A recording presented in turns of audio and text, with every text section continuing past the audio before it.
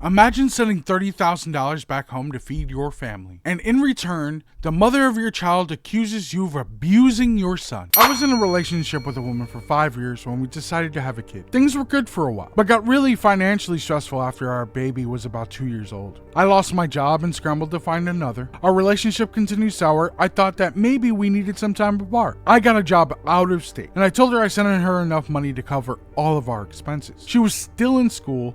We had daycare expenses. In those first 9 months, I sent over $30,000, 75% of my paycheck. Soon afterward, she told me she was in love with someone else and wanted me to continue to send her the same amount. I told her, no way. Don't you think it's fascinating that this lady really just asked to send the same amount of money while she's in an entirely new relationship?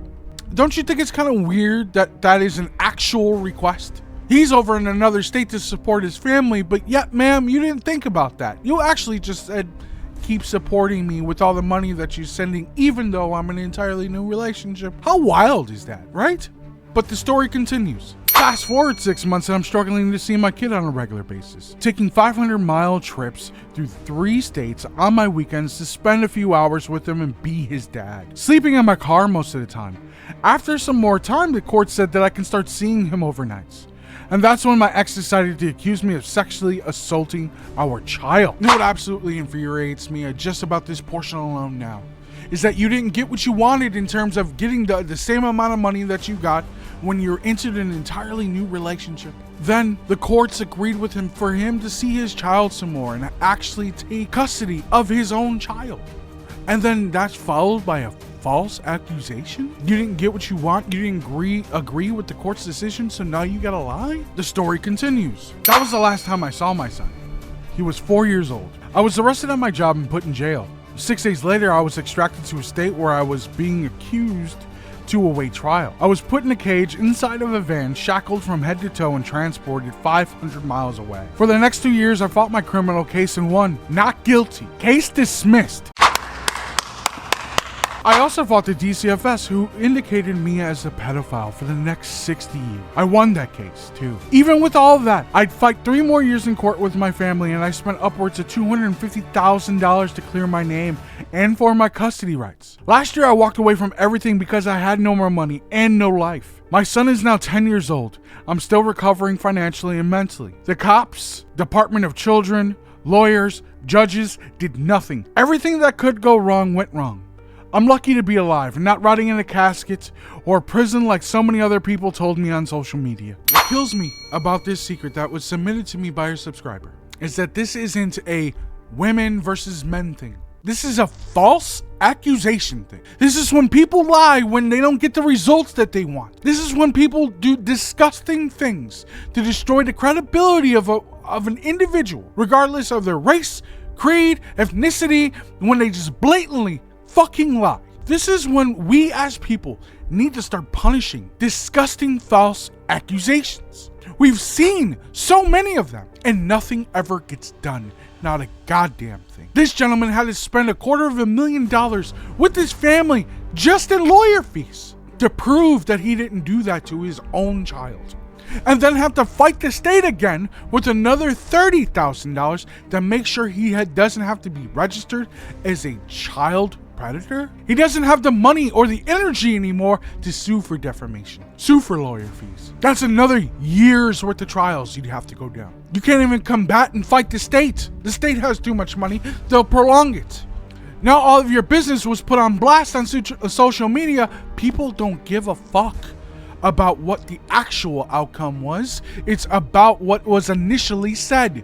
You are a child predator now, regardless if it was true or not. This is the problem with false accusations. Shit needs to be punished. And there's so many examples of this. Like the lady that accused the NFL players of being rapists, and she admitted to nothing ever happening. Petition is granted. Motion. The end of Brian Banks' ordeal was marked by tears after a judge threw out the rape charge that had sent him to prison for more than 5 years. Amber Heard is another prime example. These are just examples of lies that people tell all the time. I need some ideas of what we should do to combat false accusations. There has to be consequence moving forward for liars. There has to be, especially when it destroys credibility. When all credibility is shot out the window for the individual that had to spend so much money defending themselves. How do we then get them reimbursement and their name back? How? How do we do that? I don't care whether it's a man or a woman. I'm talking about how do we punish the false accusers? There aren't any laws that are being enforced for anyone that falsely accuses of somebody, especially if it's proven that it's a false accusation in court. How do we move forward? Because the liar, nothing happens to the liar, but everything happens to the falsely accused. What are we gonna do? How do we even make this correction? Because the government clearly doesn't give a fuck as long as they're making the money. This man spent $250,000. That all goes to the government. Lawyers are government. It don't matter. The courts are making that money just in court fees and cost. Having to combat a case just not to be on a child sex offender list costed the man $30,000, and they wanted him to register for 60 years. Imagine your wife, husband, grandfather, grandmother, someone close to you utterly betraying and putting out such a disgusting lie about you, and it was proven not to be true. And everything that you've had in your savings, your mom and dad put up their house as collateral to help you retain a lawyer, to fight all of the accusations that are being made about you. You're now cleared, but all that money is still owed. How do you move forward? Now you got people still looking at you sideways, and they're just like, oh, that's that guy that touched his kid. No, I was actually found not guilty. Sure you were, bud. How do we move forward with that, right? Because we can't walk around doing defamation lawsuits all day because we don't have the money for that. We don't. Unfortunately, we as a society love to judge immediately without knowing an outcome. So honestly, what are we gonna do? How do we combat false accusations? And what can we do to stop these fucking liars from just walking away scot-free after ruining the credibility and character of somebody? What laws can we pass?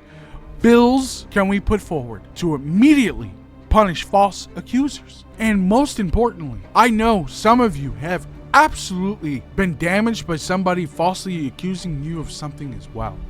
What was that? What did they lie on your name about? Share it in the comments below. And if you want to tell me what they falsely accused you of, fill out a form, just like this subscriber did as well. Let me share your seat, because this gentleman had to spend almost $300,000 to clear his name. So let me help you clear yours, or add clarity to it by subscribing, liking, and watching another video. And I hope to see you soon.